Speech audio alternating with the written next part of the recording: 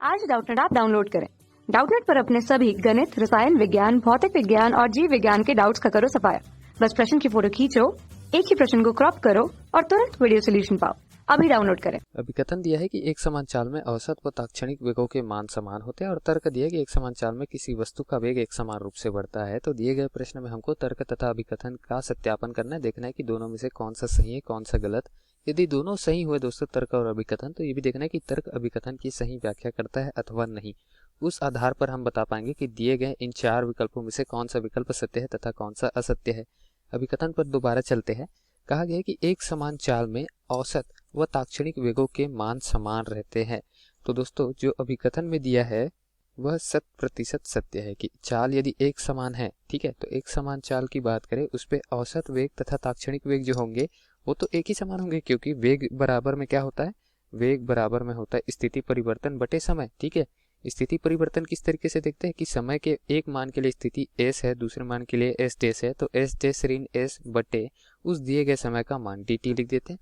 तो ये हमको क्या प्राप्त हो जाता है, ये हमको ds बटे dt समथिंग कुछ है ये प्राप्त हो जाता है, जिसको हम कहते हैं वेग, मतलब विस्थापन में परिवर्तन बटे समय। ठीक है, तो समय के सापेक्ष विस्थापन में जितना परिवर्तन हुआ उसको हम वेग कहते हैं। अब ताक्षणिक वेग का बात करें तो dt का मान अर्थात समय का मान जो है वो शून्य के एकदम करीब होना चाहिए, लगभग शून्य के करीब होना चाहिए।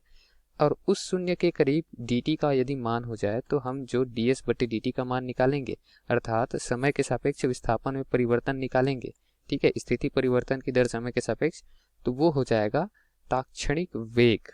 ठीक है, मतलब उस क्षण के लिए वेग तुरंत, जैसे गाड़ी का स्पीडोमीटर है वो हमको उसी समय के लिए उसी क्षण के लिए मान बताता है कि हमारा गाड़ी जो है वो कितने किलोमीटर प्रति घंटे की रफ्तार से आगे बढ़ रही है।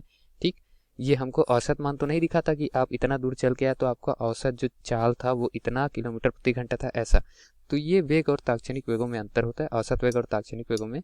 औसत वेग की बात कर लेते हैं। तो औसत वेग क्या होता है कि कुल विस्थापन जितना हुआ है बटे में कुल लिया गया समय है। ठीक है, तो t का पूरा मान लेते हैं और विस्थापन का पूरा मान लेते हैं, अर्थात s ऋण शून्य लेंगे या फिर s ही लेंगे, तो s बटे t हमको औसत वेग का मान प्रदान करता है, जिसको VAV से प्रदर्शित किया जाता है। ठीक है, अब यहाँ अभिकथन में दिया है कि मान समान होते हैं, तो सत्य है दोस्तों। समय के मान के लिए s का मान जो है वो निश्चित रहता है, अनुपात निश्चित रहता है, तो औसत वेग और ताक्षणिक वेग दोनों ही निश्चित रहेंगे और स्थिर भी रहेंगे। ठीक है, और हर एक समय अंतराल के लिए हमको विस्थापन के मान समान प्राप्त होंगे, तो अनुपात भी समान प्राप्त होगा, अर्थात वेग का मान जो है प्रत्येक समय अंतराल के लिए समान प्राप्त होगा, जिसका औसत मान निकालेंगे वेगों का योग बटे कितने हमने वेग निकाले उसकी संख्या कर देंगे जितने भी है, तो औसत वेग प्राप्त होगा, तो वही मान हमको प्राप्त होगा एक समान। ठीक, तो इस वजह से अभिकथन सत्य दिया है। तर्क में चलते हैं। दिया गया एक समान चाल में किसी वस्तु का वेग एक समान रूप से बढ़ता है। तो दोस्तों वेग एक समान है और वेग हमने क्या बताया, क्या है, दूरी बटे समय है। ठीक है, या फिर विस्थापन बटे समय, विस्थापन में परिवर्तन प्रति एकांक समय है। ठीक है, तो विस्थापन में क्या ले रहे हैं हम, परिवर्तन ले रहे हैं समय के सापेक्ष। तो समय के सापेक्ष विस्थापन में परिवर्तन जो है वो नियत है। ठीक है, चाल एक समान चाल दिया है तो चाल भी तो वही होता है विस्थापन में, मतलब चाल क्या होता है, दूरी बटे समय, और दूरी क्या है, विस्थापन ही तो है। ठीक है, दूरी और विस्थापन में अंतर केवल इतना है कि दूरी जो है वो न्यूनतम दूरी को हम ले लेते हैं, विस्थापन जो है वो तय की गई पथ की लंबाई को ले लेते हैं। ठीक है, दो बिंदुओं के बीच की दूरी नहीं लेते, तो ये अंतर है। तो चाल की मान की बात करें एक समान चाल में देखेंगे तो हम सीधे चल रहे हैं, किसी दिशा पर मुड़ नहीं रहे, तो दोस्तों दूरी और विस्थापन दोनों समान हो जाएंगे।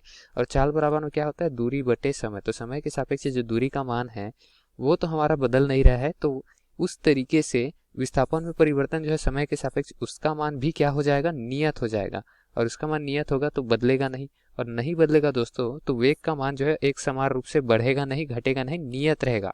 ठीक है, तो वेग का मान एक समान चाल में नियत रहता है। ये तर्क जो है वो हमको गलत दिया गया है। ठीक है, तो इस तरीके से हम क्या बताएंगे कि दिए गए प्रश्न के लिए अभिकथन सही है लेकिन तर्क गलत है, जो कि विकल्प क्रमांक सी पे दिया है। तो विकल्प सी दिए गए प्रश्न का सही उत्तर हो जाएगा दोस्तों। धन्यवाद। कक्षा 6 से 12वीं से लेकर नीट, IIT, JEE वो एडवांस के लेवल तक 1 करोड़ से ज्यादा छात्रों का भरोसा। आज ही डाउनलोड करें डाउटनेट ऐप या व्हाट्सएप करें अपने सारे डाउट्स 8400 400 400 पर।